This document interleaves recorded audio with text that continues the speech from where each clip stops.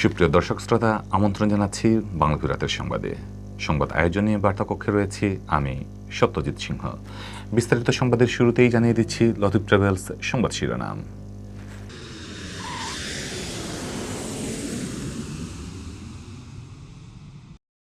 সিলেটে ট্রিপল মার্ডারের 4 দিনের মাথায় এবার ঘরের ভেতর থেকে জোড়া লাশ উদ্ধার। ঘরের মেঝে স্কুল শিক্ষিকার জবাই করা মরদেহ ও ঝুলন্ত অবস্থায় গৃহকর্মীর লাশ। সিলেটের 3 আসনের উপনির্বাচনে আওয়ামী লীগের প্রার্থী হাবিবের দ্বৈত নাগরিকত্ব চ্যালেঞ্জ করে ইসিতে জাপা প্রার্থী আতিকের অভিযোগ, হাবিবের অস্বীকার। উপনির্বাচনে অংশ নেয় বিএনপি থেকে বহিষ্কার সাবেক সাংসদ শফি আহমেদ চৌধুরী, দলীয় শাস্তিতেও নির্বাচন থেকে সরে না দাঁড়ানোর ঘোষণা। হাসপাতাল থেকে ছাড়পত্র পেলেন স্ত্রী ও 2 সন্তান খুনের ঘটনায় গ্রেফতার হিফজুর, 5 দিনের রিমান্ড মঞ্জুর। সিলেটে করোনায় আরও 2 জনের প্রাণহানি, শতাধিক আক্রান্ত শনাক্তের দিনে সুস্থ হলেন 39 জন।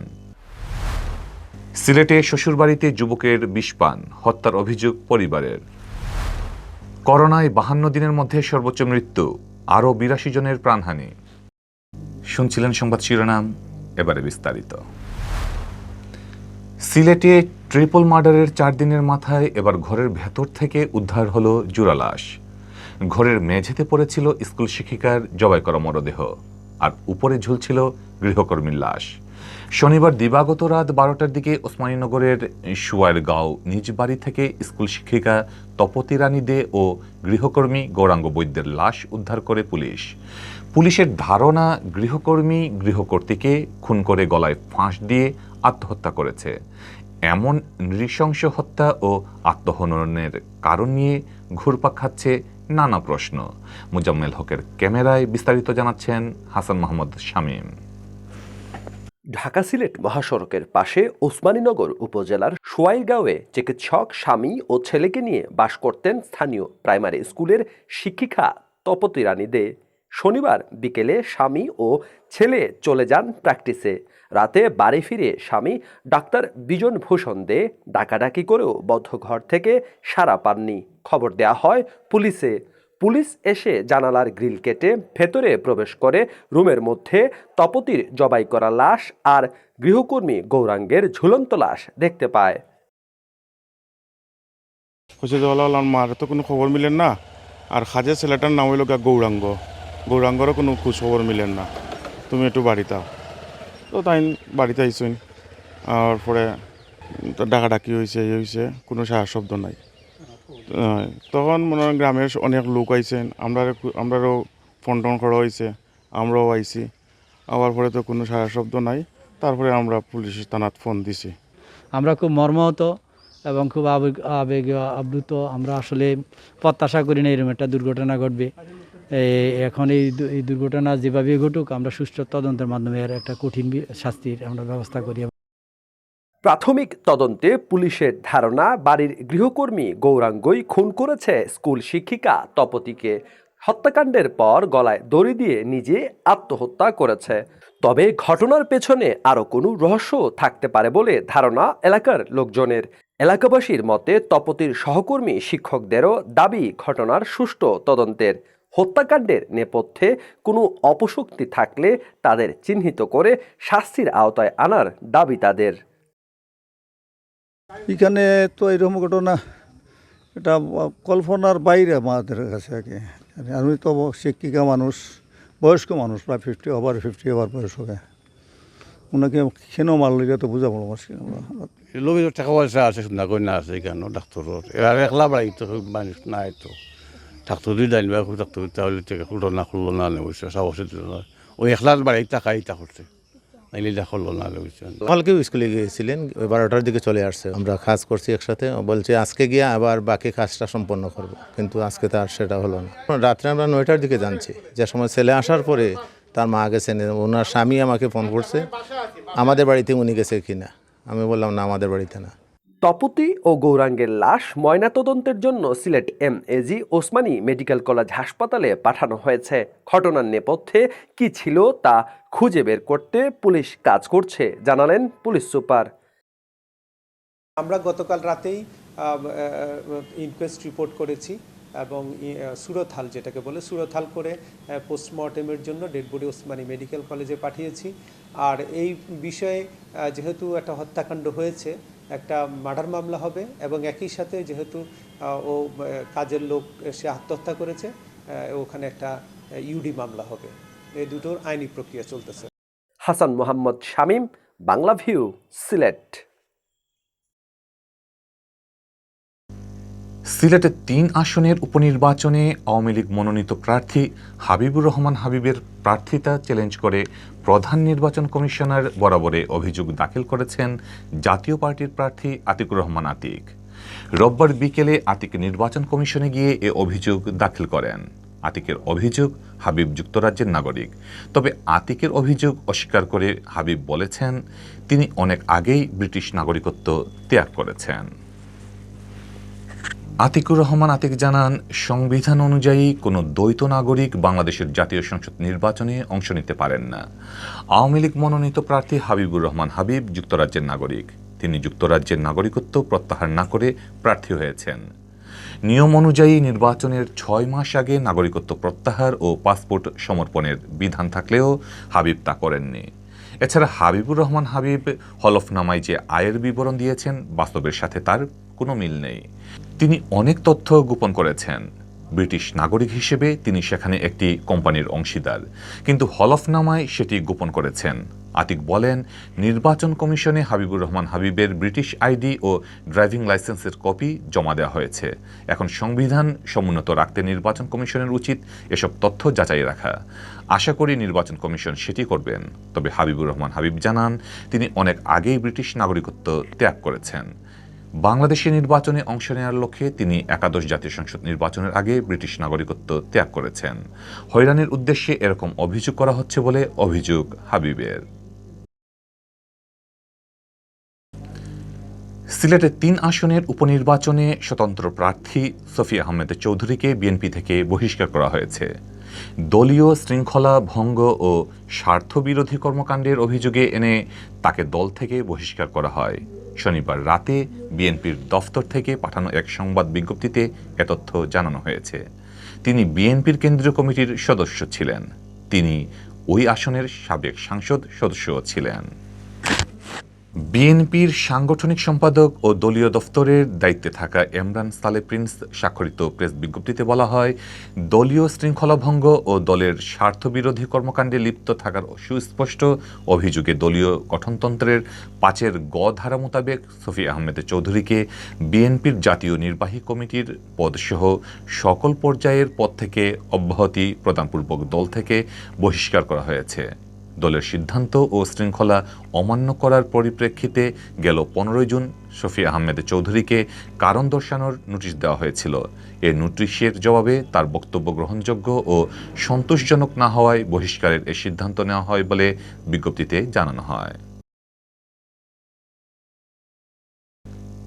সিলেটের গোয়াইনঘাটে আলোচিত ট্রিপল মার্ডারের ঘটনায় গৃহকর্তা হিফজুর রহমানকে রিমান্ডে নিয়ে জিজ্ঞাসাবাদের অনুমতি পেয়েছে পুলিশ।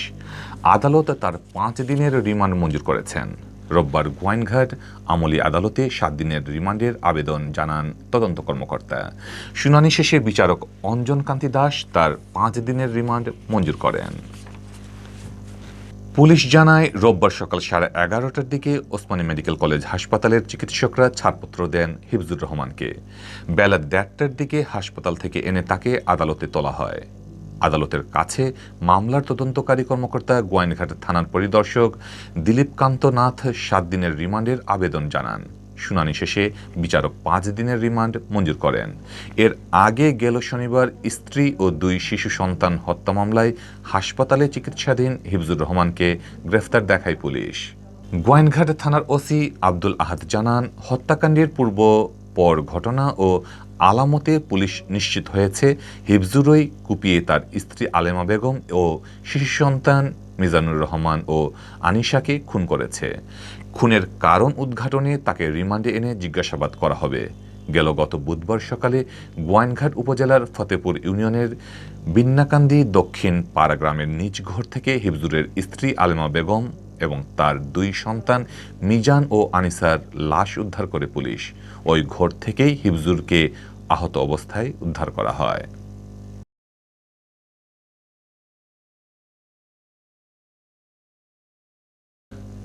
সিলেট বিভাগে বেড়েই চলেছে করোনায় প্রাণহানি।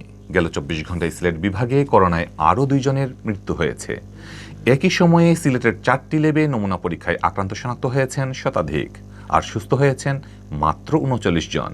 রোববার স্বাস্থ্য অধিদপ্তরের সিলেট বিভাগীয় পরিচালক ডক্টর সুলতানা রাজিয়া স্বাক্ষরিত এক প্রতিবেদনে এ তথ্য জানানো হয়। প্রতিবেদনে উল্লেখ করা হয়, গেল ২৪ ঘন্টায় যে ১১১ জন করোনা আক্রান্ত শনাক্ত হয়েছেন তার মধ্যে ৯০ জনই সিলেট জেলার। বাকি ২১ জন ওসমানী হাসপাতালে চিকিৎসাধীন রোগী। আর এই ১১১ জন সহ সিলেট বিভাগে আক্রান্ত শনাক্তের সংখ্যা বেড়ে দাঁড়িয়েছে ২৪,২১০ জন। এর মধ্যে শুধুমাত্র সিলেট জেলায় আক্রান্ত হয়েছেন ১৬,০১৭ জন। বাকিদের মধ্যে সুনামগঞ্জের ২,৮৮৯ জন, হবিগঞ্জের ২,৫৮২ জন ও মৌলভীবাজারের ২,৭২২ জন। গেল ২৪ ঘন্টায় সুস্থ হওয়া ৩৯ জনের মধ্যে সিলেট জেলার ৩৬ জন আর বাকি ৩ জন সহ মৌলভীবাজারের। এ নিয়ে সিলেট বিভাগে সুস্থ হওয়ার সংখ্যা দাঁড়িয়েছে ২২,৬৬৪ জনে। এর মধ্যে সিলেট জেলার ১৫,৩২১ জন, সুনামগঞ্জের ২,৭৮৯ জন, হবিগঞ্জের ২,০৯০ জন ও মৌলভীবাজারের ২,০৬৪ জন। নতুন ২ জন সহ সিলেট বিভাগে করোনায় মৃতের সংখ্যা বেড়ে দাঁড়িয়েছে ৪৪৭ জনে। এর মধ্যে সিলেট জেলার ৩৬৬ জন, সুনামগঞ্জের ৩০ জন, হবিগঞ্জের ১৮ জন ও মৌলভীবাজারের ৩৩ জন রয়েছেন।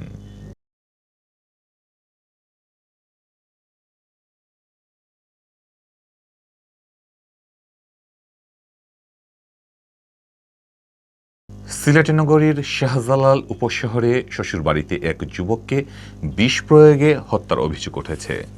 শনিবার রাত ৮টার দিকে Sylhet MAG Osmani medical college হাসপাতালে চিকিৎসাধীন অবস্থায় ওই যুবকের মৃত্যু ঘটে। নিহত যুবকের নাম তাজউদ্দিন আহমদ। তিনি পেশায় সিএনজি অটোরিকশা চালক। তিনি সিলেট আখালিয়া এলাকার একটি বাসায় স্ত্রী সন্তান নিয়ে ভাড়া থাকতেন। তাজউদ্দিনের লাশ ময়নাতদন্ত শেষে রোববার বিকেলে তার গ্রামের বাড়ি ছাতকের ছাতারপই গ্রামের নিয়ে যাওয়া হয়। জানাজা শেষে তাকে সেখানে দাফন করা হয়।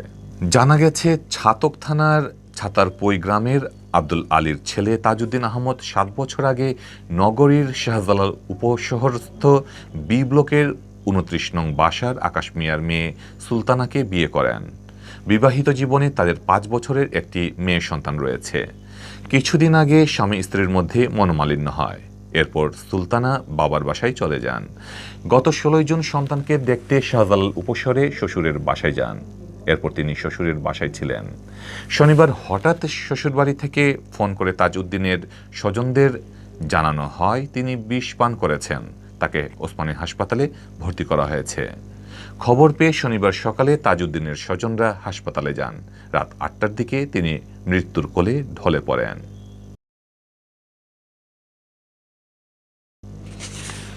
গেল এক সপ্তাহের বেশি সময় ধরে দেশে করোনা ভাইরাসে দৈনিক মৃত্যু ও শনাক্ত বাড়ছে। এ ধারাবাহিকতায় গেল ২৪ ঘন্টায় ভাইরাসটিতে আক্রান্ত হয়ে মারা গেছেন আরও ৮২ জন, যা ৫২ দিনের মধ্যে সবচেয়ে বেশি। এর আগে সবশেষ গেল ২৯ এপ্রিল এর চেয়ে বেশি মৃত্যু হয়। সেদিন ৮৮ জনের মৃত্যুর খবর জানায় স্বাস্থ্য অধিদপ্তর। স্বাস্থ্য অধিদপ্তর জানায়, রোববার সকাল ৮টা থেকে পূর্ববর্তী ২৪ ঘন্টায় করোনায় মৃত্যুর বাড়ার পাশাপাশি শনাক্তের সংখ্যাও আগের দিনের চেয়ে বেড়েছে। গেল ২৪ ঘন্টায় আক্রান্ত শনাক্ত হয়েছেন ৩,৬৪১ জন। আগের দিন এই সংখ্যা ছিল ৩,০৫৭ জন। স্বাস্থ্য অধিদপ্তর থেকে পাঠানো বিজ্ঞপ্তিতে বলা হয়, গেল ২৪ ঘন্টায় ২২,২৩১টি নমুনা পরীক্ষায় ৩,৬৪১ জন শনাক্ত হন। এ নিয়ে মোট শনাক্ত দাঁড়ায় ৮,৫১,৬৬৮ জন। গেল ২৪ ঘন্টায় শনাক্তের হার ১৬.৩৮%। আগের দিন ছিল ১৮.০২। আর এ পর্যন্ত শনাক্তের মোট হার ১৩.৪৬%। স্বাস্থ্য অধিদপ্তর জানায়, গেল ২৪ ঘন্টায় যারা মারা গেছেন তাদের মধ্যে পুরুষ ৫৫ জন ও নারী ২৭ জন। এ নিয়ে মোট মারা গেছেন ১৩,৪৬৬ জন। এদিকে গত একদিনে করোনা থেকে সুস্থ হয়েছেন ২,৫০৯ জন। আর এ পর্যন্ত সুস্থ হয়েছেন ৭,৮২,৬৫৫ জন।